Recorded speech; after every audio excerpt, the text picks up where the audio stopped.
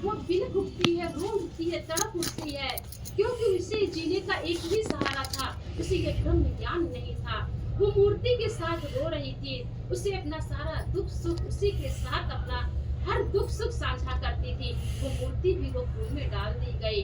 तब वो रो रही है, बिलख रही है, तो इस निरंकार से आवाज आ रही है कि हे हे मीरा, तू क्यों रो रही है? वो मूर्ति मेरा स्वरूप नहीं है, मेरा स्वरूप तो कुछ और है। तो मीरा पागलों की भांति जना दो ना फिर मुझे, मुझे जना दो ना फिर, तेरा स्वरूप क्या है मुझे जना दो ना। वो पागलों की भांति इस निरंकार से बात कर रही है। आओ साथ संगत जी, तो निरंकार की आवाज आती है कि तुझे गुरु के पास जाना पड़ेगा, मैं अपने स्वरूप का दर्शन नहीं करवा सकता। समय का जो सद्गुरु है उसके पास तुझे जाना पड़ेगा। साथ संगत जी, मीरा दौड़ती भागती, पालों पैरों में छाले पड़ गए, नंगे पांव दौड़ती हुई जा रही है। वो बनारस में महात्मा रविदास जो समय के सद्गुरु थे, ब्रह्म ज्ञानी दाता थे, वो ब्रह्म ज्ञान प्रदान करते थे, उनके पास पहुंची है। तो मीरा से कहते, मीरा पानी चाहिए? वो तड़प रही है, प्यास से व्याकुल है, भूख से व्याकुल है, कहती नहीं मुझे पानी नहीं चाहिए, मुझे तो जिस चीज की प्यास है मुझे तो वो चाहिए। जब सदगुरु ने रविदास जी ने ब्रह्म ज्ञान दिया तो मीरा नाच उठी, मीरा पा गई वो चीज और पाकर तब गाई है, पायो रे पायो मैंने राम रतन धन पायो, वस्तु अमोलक दी मेरे सदगुरु, कर कृपा अपनायो, खर्च न होवे चोर न लूटे, दिन दिन बढ़त सवायो। जो कोई खर्च नहीं कर सकता है, चोर नहीं ले सकता है, और दिन पर दिन वो बढ़ता ही जाता है, कभी घटता नहीं है।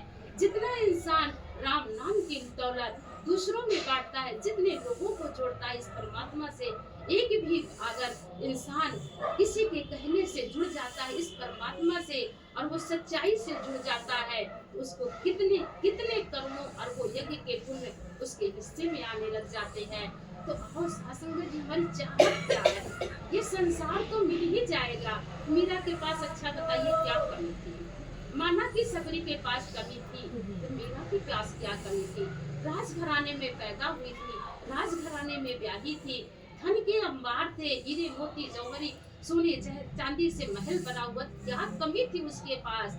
जब उसने गुरु को पाया, सदगुरु को पाया, और ये जब ब्रह्म ज्ञान मिला तब कहा पायो रे पायो मैंने राम रतन धन पायो।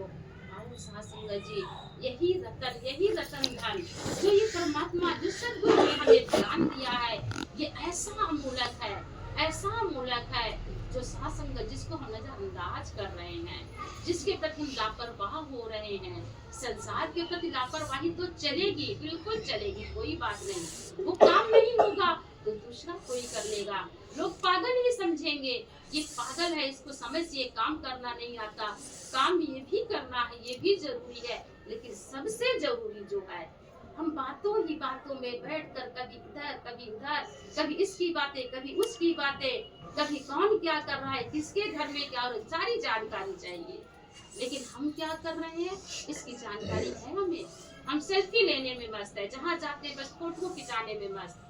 साथ संगत जी, निरंकार की तो फोटो खींच रहा है हमारे हर पल की, ये हम बाहर की फोटो खींच रहे हैं वहाँ पे, लेकिन ये अंदर की फोटो खींच रहा है, अंदर की बात को साथ संगत जी सुन रहा है, सब नोट कर रहा है। हमारी फाइल भरी जा रही है, हमारे गुनाहों से हमारी फाइल अगर भरी है, और वो साथ संगत जी कर्मों का लेखा जोखा हमारा कट सकता है, ये परमात्मा नोट कर रहा है और सदगुरु डिलीट कर रहा है। दासी ने एक दिन फिर भी कहा था, डिलीट का ऑप्शन मेरे सदगुरु के पास है, निरंकार के पास नहीं है।